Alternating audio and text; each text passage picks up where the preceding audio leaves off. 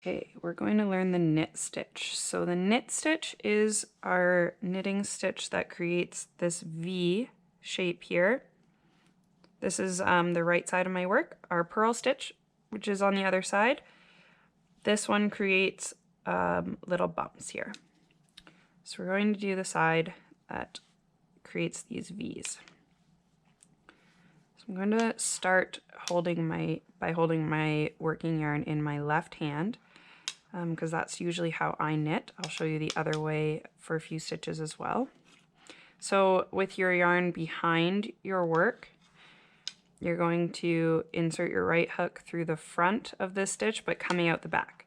So you've got your left needle on top and your right needle on the bottom after you've put it through here. And then you're going to bring your yarn counterclockwise around the back over your right hook, and then you're going to pull this stitch up. So now you have a stitch on your right hook, and then you're going to clockwise bring it around, pull up, you have a stitch on your right, and pull off your left. So through the front, out the back, counterclockwise around, and bring your right hook back to the front. So now you have a stitch on here, and pull it off. One more, and off. So if you're holding your yarn in your right hand, you'll be holding it like this. So you're going to insert the hook the same, insert, now it's behind. Again, you're going to come around counterclockwise, wrap it around the right hook or right needle, pull the right needle to the front, you have the stitch, pull it off.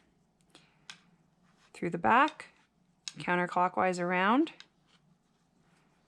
pull the right needle on top, and pull the stitch off.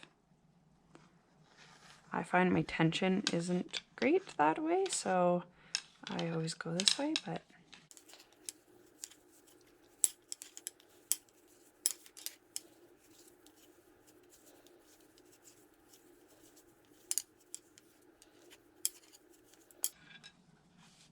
and voila, a row of knit stitch.